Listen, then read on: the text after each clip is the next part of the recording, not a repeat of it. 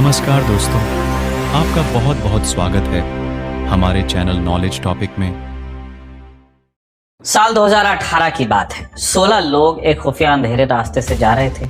उनकी मंजिल थी एक खुफिया तहखाने का दरवाजा, जिसे 34 साल बाद खोला जाने वाला था। दरवाजे के अंदर क्या था? एक प्राचीन खजाना था। इसलिए वो लोग अपने साथ सांप पकड़ने वालों को भी लेकर आए थे।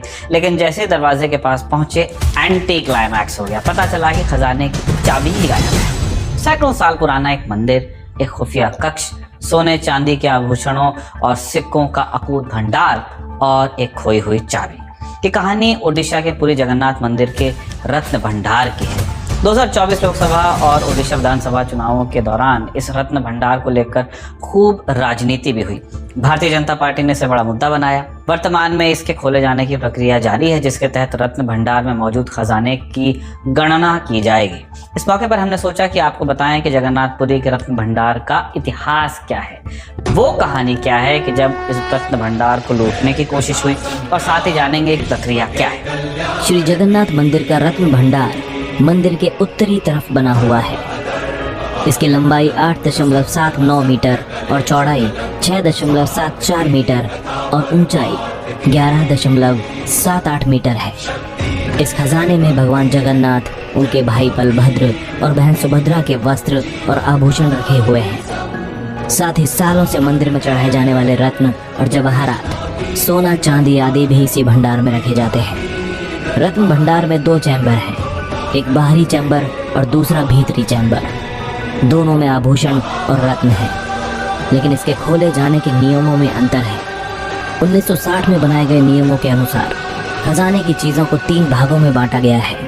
कैटेगरी 1 में वो रत्न आभूषण आते हैं जो भीतरी भंडार में रखे गए हैं, क्योंकि ये बहुत ही पुराने वस्त्र और आभूषण हैं, इसलिए इनका इस्तेमाल नहीं होता।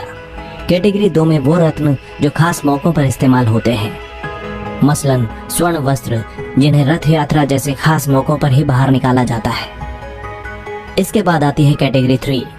इसमें वो रत्न आभूषण हैं जो रोज भगवान को पहनाए जाते हैं। कैटेगरी 2 और 3 के रत्न बाहरी भंडार में रखे जाते हैं और कैटेगरी 1 के भीतरी भंडार में। भीतरी भंडार में डबल लॉक के साथ मंदिर प्रबंधन कमेटी की सील लगी होती है और इसकी चाबी राज्य सरकार के पास जमा होती है, जबकि बाहरी भंडार की चाबियां मंदिर प्रबंधन के पास ही रहती हैं। अब जैसा इस सिस्टम में जाहिर है, बाहरी भंडार को समय समय पर खोला जाता है, लेकिन भीतरी भंडार को साल 1985 से 2024 तक नहीं खोला गया। इसीलिए भीतरी भंडार को लेकर लोगों में क्यूरियोसिटी बनी रहती है। आखिर भीतरी भंडार में है क्या, ये जानने के लिए हमें इतिहास में थोड़ा पीछे जाना होगा। इतना तो जाहिर है कि भीतरी भंडार में हीरे जवाहरात आदि रखे हुए हैं, लेकिन सवाल यह है कि ये सब आया कहाँ से। कहानी शुरू होती है 12वीं सदी से। कलिंग, जिसे हम उड़ीसा के नाम से जानते हैं, यहाँ तब गंग वंश के राजा अनंत वर्मन चोड़ गंगा का राज था। जगन्नाथ मंदिर का वर्तमान रूप इन्होंने ही बनवाया था। साथ ही मंदिर को सोने के हाथी, घोड़े, फर्नीचर, बर्तन, बहुमूल्य रत्न आदि दान किए थे, जिसके चलते ये मंदिर 12वीं सदी से ही धन धान्य से भरा रहता था। आगे कई राजाओं ने मंदिर को ढेर सारा अनुदान दिया।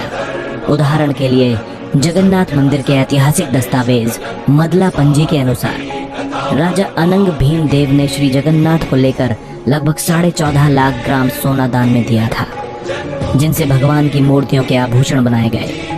इनके पुत्र और गंगा वंश के अगले राजा का नाम था नरसिंह देव, जिन्हें मध्यकाल के सबसे ताकतवर राजाओं में से एक माना जाता है। ये साम्राज्य बंगाल से लेकर दक्षिण में कावेरी तक फैला हुआ था।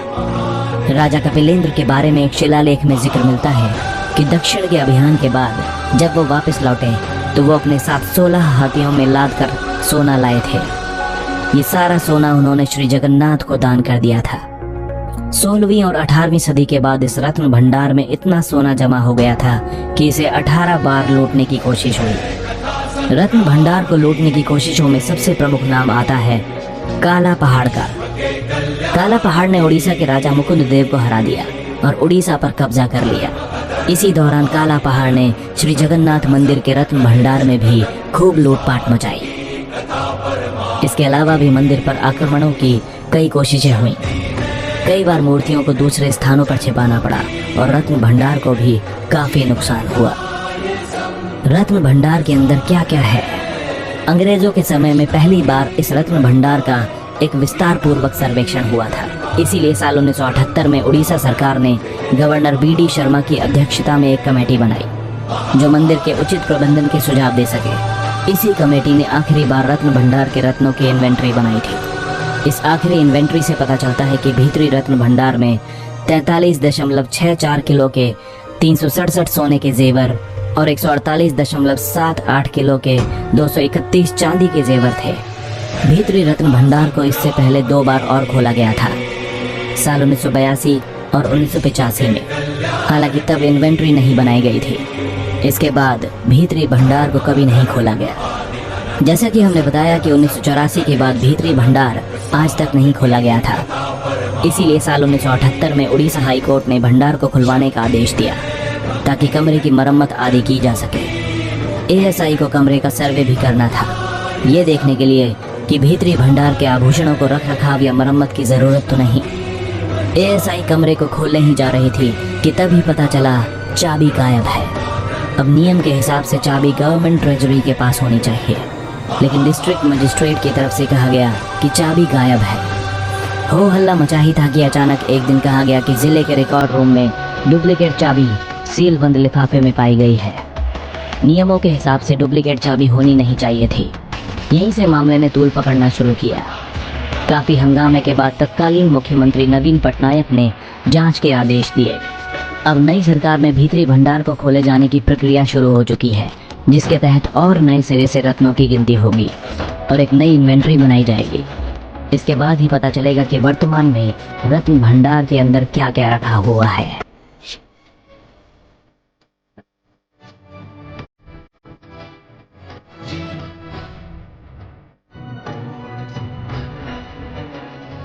कृष्णा की महिमा है, गीता